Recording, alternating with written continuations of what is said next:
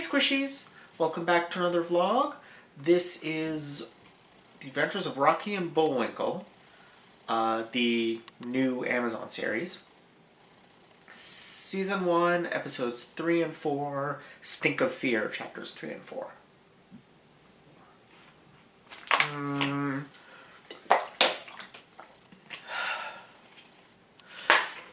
What makes these difficult to talk about, and they are difficult to talk about, what makes them difficult to talk about is a number of factors, the biggest one being that there's not much there. There's really very little content to this show.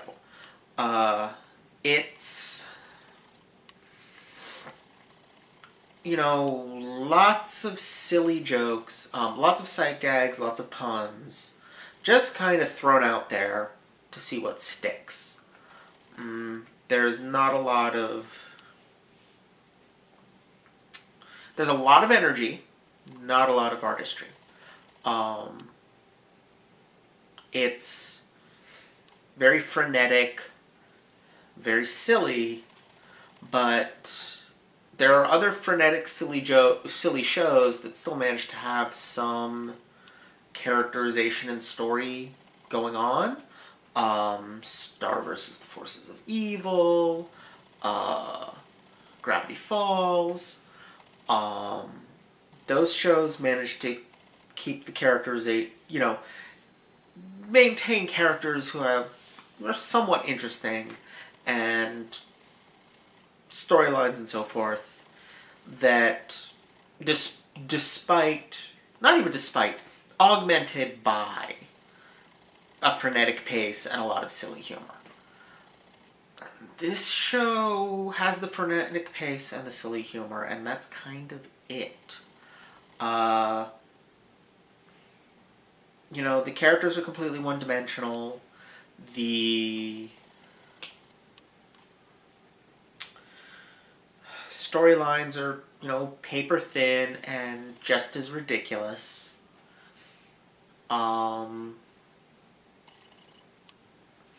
There's just not much there. Now, one approach, paper-thin characters, not a lot of story, a lot of silly humor, there are ways to make that work. Those are frequent hallmarks of the nonsense genre, which is a 19th century literary drama that had a lot of influence on children's entertainment in the 20th century, and thereby on cartoons. But the heart of the nonsense genre is a kind of illogical logic. Characters behave completely logically, but from absurd premises. And that's not really going on here either, because Rocky and Bullwinkle don't behave logically based on absurd premises, the way that, say, a lot of Adventure Time characters do, especially early on in that series. Instead, they just gag after gag after gag with no character underneath.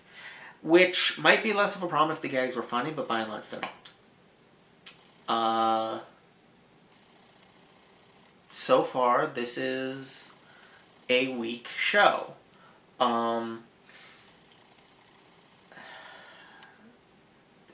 like I talked about last time, any possible satirical bite is completely defanged by the fact that the Cold War ended a long time ago. And the spy genre really isn't a thing anymore. You get Bond movies every once in a bajillion years, but they're not that important, and the spy genre isn't that culturally active right now. Right now people are watching superhero movies, and TV is dominated by police procedurals and fantasy of various types.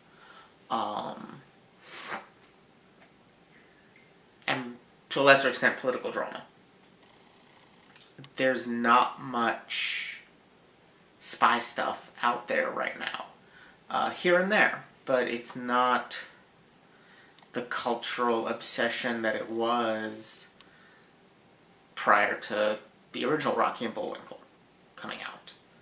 Which again, I have not seen. I don't know if it was better than this. Simultaneously, I feel like it has to be, but also could easily see how it's not, because cartoons were in a pretty heavy decline at that time. Yeah. I really don't know what to say. This is a commissioned video, and I feel really bad. This is a commissioned video for Nick Borovic. I can't remember if I said that at the beginning. But I feel really bad about not having a lot to say. But I'm racking my brains trying to come up with something else. But there's so little here to chew on. Like, occasionally I've had that problem with stuff in the past. Here and there in Seven Deadly Sins, though usually there I could at least find something that pissed me off enough to talk about. Or, like, Star Versus early on, I had a lot of trouble before I started watching, you know, more episodes at a time.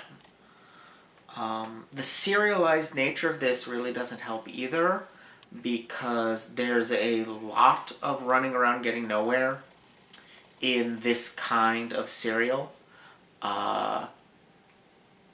You have a series of story beats that you want to hit, and anything really interesting kind of has to be saved for the end of...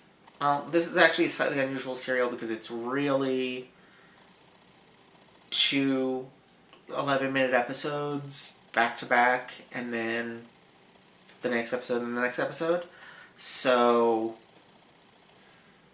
there's a lot of that run around, but at either commercial break or end of episode cliffhangers, like, you need to have those story beats land there, which means there's a lot of killing time, and that again gets into the let's just throw out a bunch of sight gags and puns, and I mean, I kind of enjoyed the idea of a lutefisk as an animal that actually exists. It doesn't. It's dried white fish that has been pickled-ish in lye. I've never had it. I understand it to have a very strong odor and a taste that takes some getting used to. But it is not a natural animal. But, okay, fine. Cute conceit to have them hunting it, sort of like, you know, you're in Scotland and you do haggis hunts. You're in Norway, you go fishing for lutefisk. Fine. Oh, I thought lutefisk was more Swedish. I could be wrong about that. Maybe it's pan-Scandinavian. There's... You know, that was kind of cute, and then at the other end of these 2 episodes, the whole thing of being licked to death by puppies was kind of amusing. But in between, there was a whole lot of that was mostly just there to fill time. And that's a problem. Especially because, you know, modern watching styles, you know, the binging, which, although just watching 2 episodes back to back isn't really a binge, it's still, you know, more than could have been done in the 60s, is not kind to that kind of serialization. It makes it really obvious how little is actually happening in each episode. When you realize that you're 4 episodes in and have covered less than 1 segment worth of what Star Versus can do in 11 minutes, or Adventure Time, or Steven Universe or any of the other shows, but I picked Star Versus because Adventure Time and Steven Universe are extremely good at packing a lot into a very small span. Star Versus is just typical for modern cartoon level, and this is, very slow by comparison. So hoping it picks up, hoping the writers and animators kind of figure out that they're not quite doing the same thing that Rocky and Bullwinkle was, and so they can't quite use the same structuring. I mean, I'm assuming that's where this is coming from, but I guess there's only really one way to find out, is to watch more. Well, I hope you all enjoyed that. Don't forget to like, comment, subscribe. Check out my Patreon for early access to vlogs, essays, let's plays, and more. And I'll see you all next time. Bye!